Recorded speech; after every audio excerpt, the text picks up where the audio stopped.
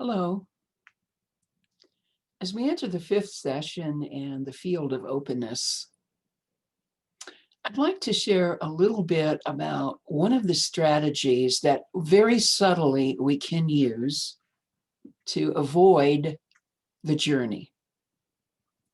Now, it may not look like we're trying to avoid the journey, but in fact, that's what these strategies seek to achieve, albeit unconsciously. A few years back, the Buddhist teacher and psychologist Robert Augustus Masters made a video series on healing the shadow. And one of the strategies that he talks about that helps us avoid the shadow and shadow healing is spiritual bypassing. Now, he didn't coin that term. A Buddhist psychologist named John Welwood coined that term many years earlier, but I really like what Masters shares about spiritual bypassing. We all do it from time to time. We have such an addiction in this culture to transcendence and positivity that it's really hard not to do it. So we have to be mindful that we're not doing it. And when we find ourselves going in that direction, to gently, compassionately look at that, because it really can keep us from experiencing the fullness of the journey and therefore the tremendous rewards and transformation that the journey offers. One of the techniques that we sometimes use, or in spiritual circles, is exaggerated detachment. We want to kind of witness things from a distance. And so we stay emotionally removed. We miss, therefore, important data about what's actually going on. This is an unhealthy form of transcendence. We want to get past things rather than going into them. We need to become intimate with our experience so that when we go beyond it, quote unquote, we have been intimate with it. Another strategy is emotional numbing. Now, we can do this without even realizing we're doing it. Sometimes it masks as equanimity or being grounded or being calm. And what it is really is a separation from feeling. We sometimes subtly might believe that feeling our feelings will prevent us from being spiritually liberated. And so we might push these emotions or states of feeling into the unconscious. And therefore, they remain unavailable to us as a resource for healing. One that I'm sure you're very familiar with is an overemphasis on being positive. You know, we've heard some people in spiritual circles say, no matter how it looks, it's all perfect, or it's just your karma, or, you know, this is what is meant to be right now. And this keeps us really disconnected from what's occurring.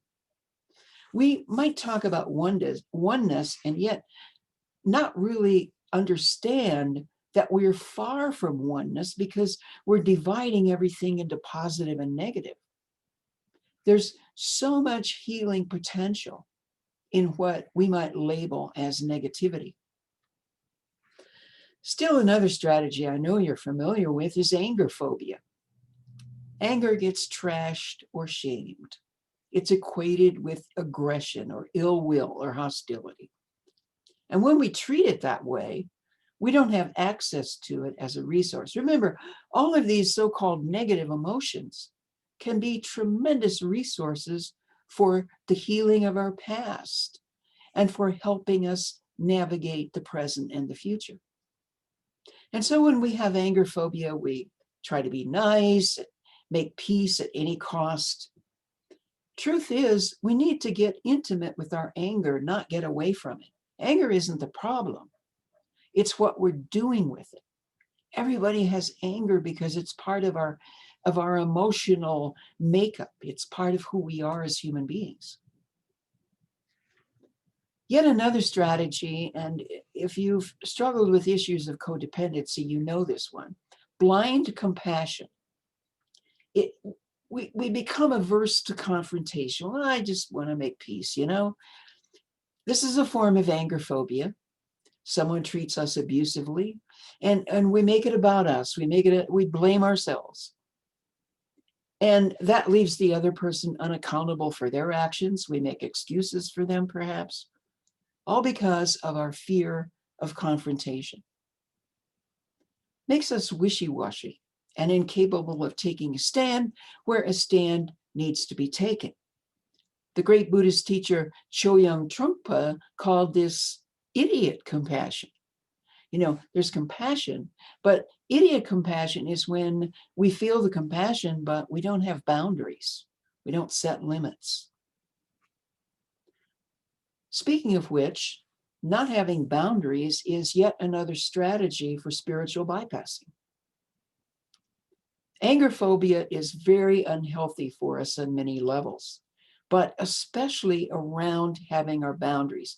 You see, having some anger helps us form our boundaries and maintain them. A boundary is an emotional or physical line in the sand that we don't cross, and we don't let others cross it in their relationship with us. It's some action or speech or tone of voice that's not okay. Spiritual bypassing says that having a lack of boundaries is the same as being open and spiritually evolved. Actually, the lack of boundaries indicates issues from an abusive past. Another strategy is devaluing the personal. You've probably heard the expression, it's just your story. It's implied that our personal history is an impediment. But the problem is we can't drop our story because it's in us. We need to become intimate with it and integrate it and heal it. Another strategy is having delusions of being more spiritually awakened than we really are. For example, and I know this has happened with me in the past, we might have had a profound spiritual experience, and we assume that now this is who we really are forever. Robert Augustus Masters calls it spiritual real estate. We stake out our spiritual real estate as a result of one experience. We had the experience, it passed, but we're reluctant to admit that that's not who we permanently are. Yet another strategy is confusing responsibility and blame. People talk about, I created my own reality, or I created my illness, I made myself sick. Well, if I created the illness, I can create the healing. What we do with this is we can take this and use it to shame ourselves. I know one of the things, the first time I had cancer, one of the things that I made sure I didn't do is say, well, how did I make this happen? Because, you know, if we've had some contact with New Age spiritual circles, especially, that can be a tendency. And all that does is bring on shame and blame for getting ill or for whatever is going on in our lives. We can learn from an experience or an illness, and we can make some changes as a result. But blaming never made us well, and it never helped us to make changes. We can also, and this is another strategy, deny our own darkness, project it. You know, I don't have the anger problem, they do. I'm not afraid, she is. Yet another strategy is making judging wrong. Now, we all judge. It comes with having a mind and being human. And we need to be compassionate for the judgmentalness that we all have. Be aware of it, but don't try to be free of it or shame and blame ourselves for having it. A word that is really important for all of us to learn is discernment.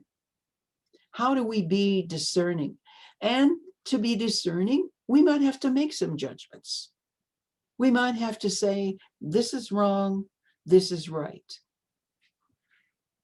Yet another strategy is wanting or expecting a great treasure in our lives, a spiritual journey, a spiritual experience without facing our shadow. We cannot experience this journey and the transformation that it wants to bring us if we don't face the shadow. Another strategy is viewing the body as a mere container for us.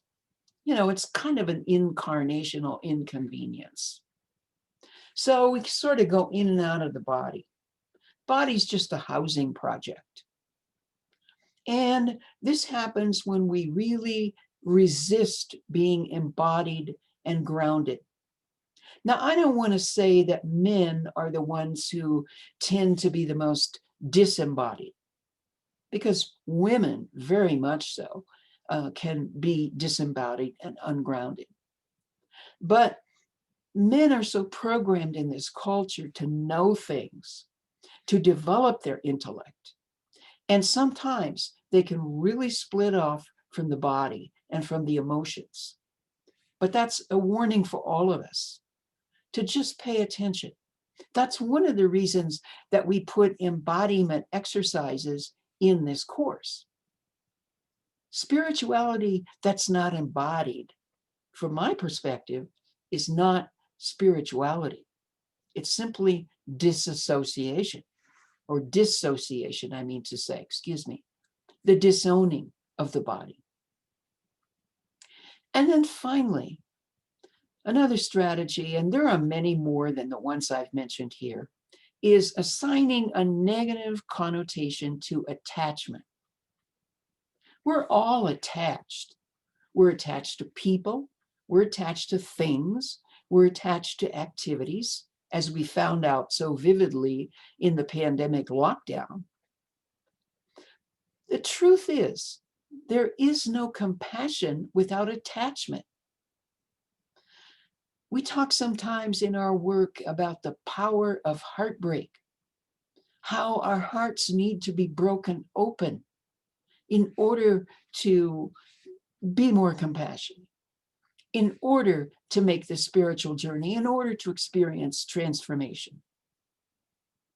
But attachment doesn't have to become an addiction. It's not attachment, it's what we do with the attachment that can get in our way. You see, the more attached we are, the more vulnerable we are. Life without attachment would be a very dry and very dysfunctional life. So those are some of the strategies. You'll probably notice more if you do some writing, some journaling about your own spiritual bypassing tendencies. But above all, have compassion for the bypasser in you. We've all done it. It's very tempting in this culture. It's very tempting in spiritual circles. But remember, real spirituality does not pathologize darkness. Rather, it chooses intimacy with the darkness.